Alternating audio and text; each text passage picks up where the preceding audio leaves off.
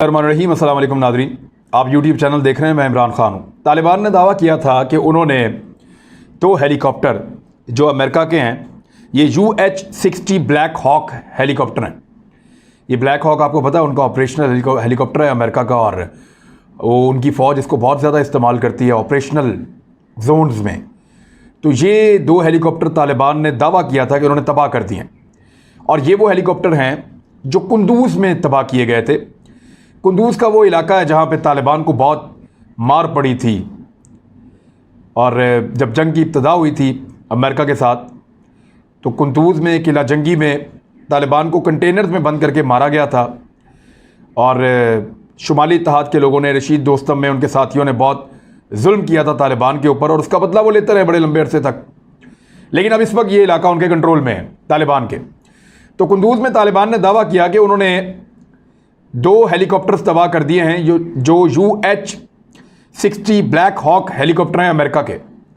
American क्योंकि यहाँ से चले गए थे, उन्होंने ये हेलीकॉप्टर दे दिए थे अफगान एयरफोर्स को।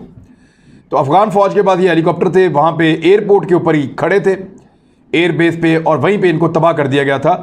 एयरपोर्ट पे एक बड़ा हमला तालिबान ने किया था। इसकी तरदीद कर दी थी अफगान हुकूमत ने।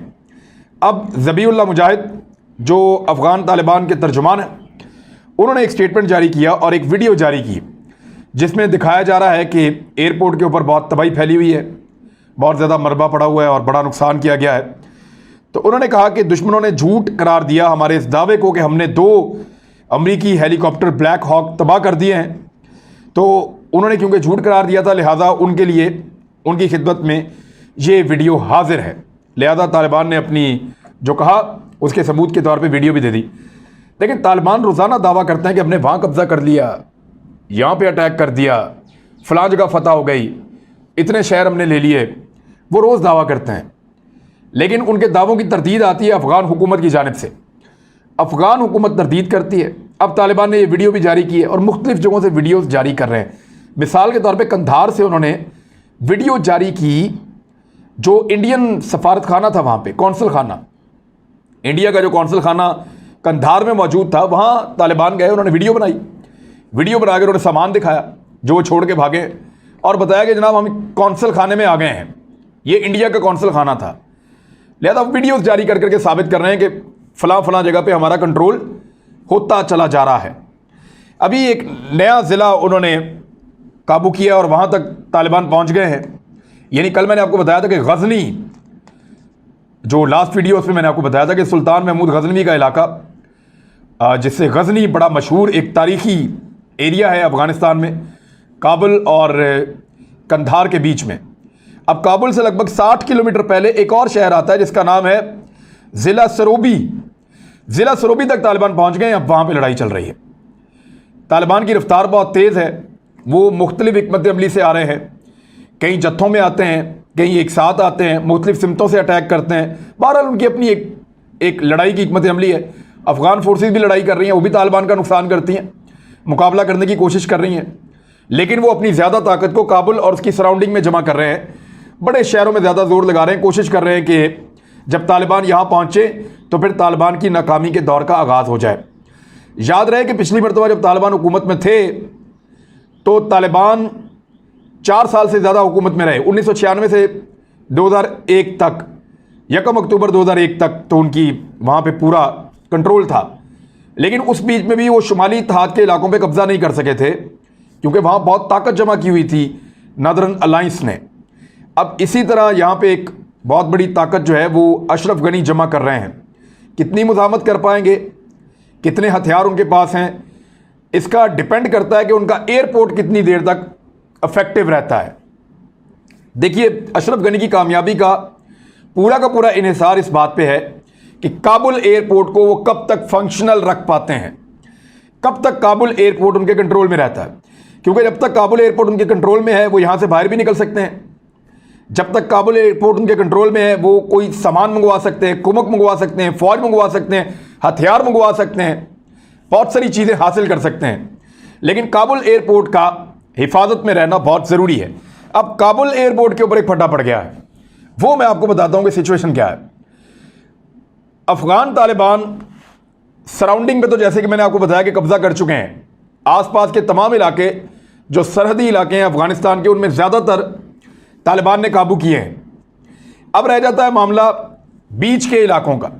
तो वहाँ का सबसे इम्पॉर्टेंट जो इस वक्त स्टेशन है वो काबुल का एयरपोर्ट है, जिसका नाम है हामिद करज़ई इंटरनेशनल एयरपोर्ट। इस एयरपोर्ट को लेकर एक फड्डा है।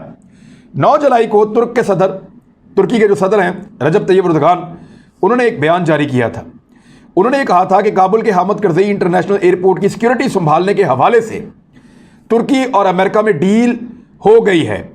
तैयब एर्दोगान ने अपने बयान में कहा था कि हमारे वज़ीर दिफा की अमरीकी सेक्रेटरी डिफेंस के साथ अहम मुलाकात हुई है, जबकि हम काबुल एयरपोर्ट की सिक्योरिटी का चार्ज संभालने के हवाले से मुसलसल अमेरिका और नेटो से राब्ते में हैं।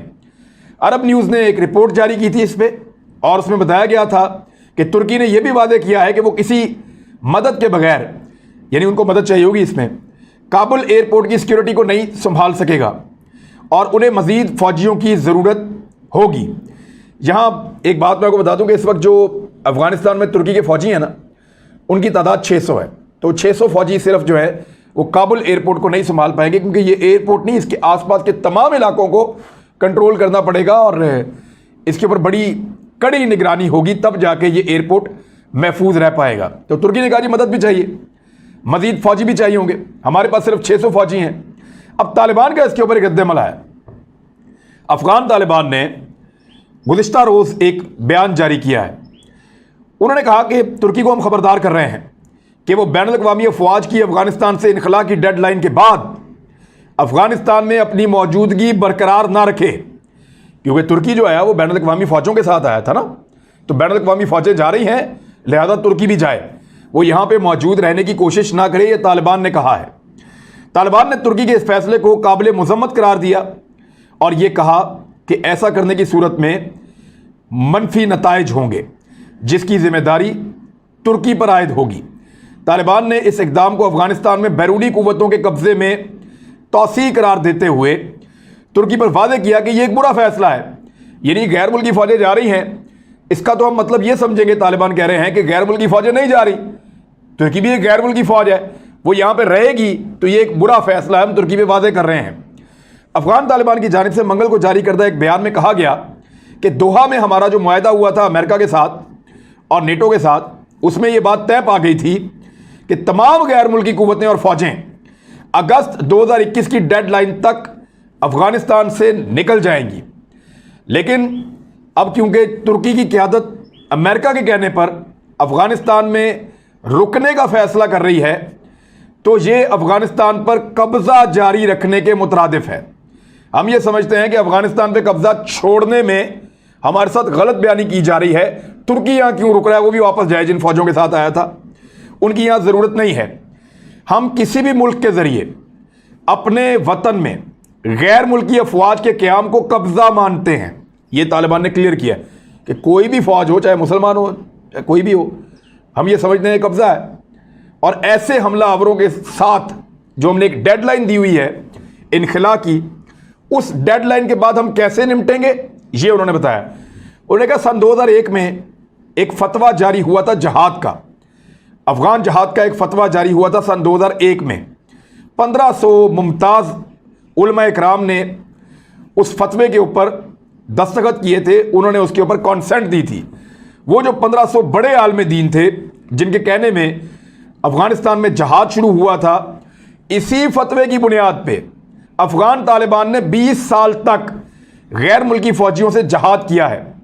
तालिबान ने कहा कि अगर कोई गैर मुल्की फ़ौजें यहाँ रहेंगी तो हम उस फतवे के मुताबिक उनसे जहाद करेंगे, क्योंकि फतवा बदस्तूर मौजूद है।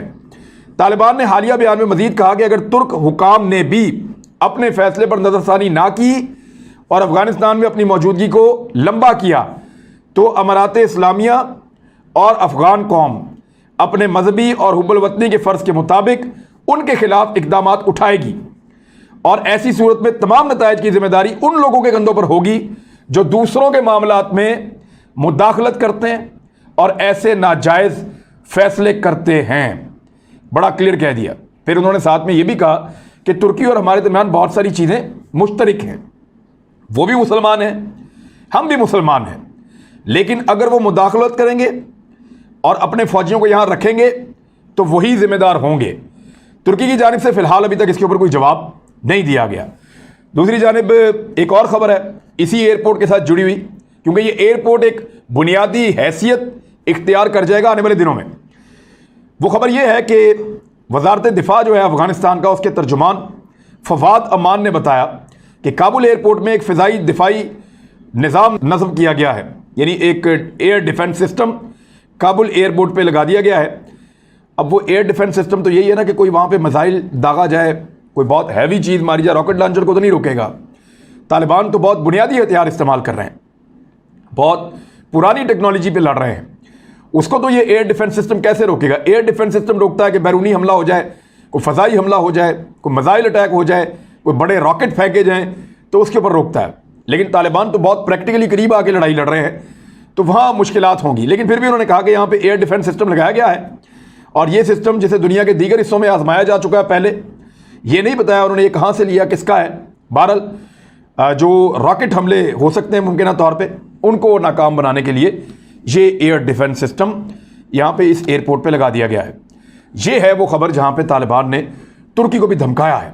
पाकिस्तान के अंदर कोई लोग कहते हैं कि पाकिस्तान तालिबान के साथ फड्डा ले ले, कल किसी की लड़ाई थी आज अपने गले में डाल ले, और ऐसी ख्वाहिशात होती हैं। कौमी असम्बली की एक तकरीर में अभी आपके सामने रखता हूँ, लेकिन उन्होंने तुर्की को धमकी दी है और साफ कहा कि आप मुसलमान भाई हैं, हमें आपकी कदर है, लेकिन हमारे मामले में मुदाखलत करेंगे और गैर मुल्की फ़ौज आपकी यहाँ पर रहेगी तो फिर उसी फतवे के मुताबिक जहाद होगा जिसके मुताबिक हम अब तक जहाद कर रहे हैं।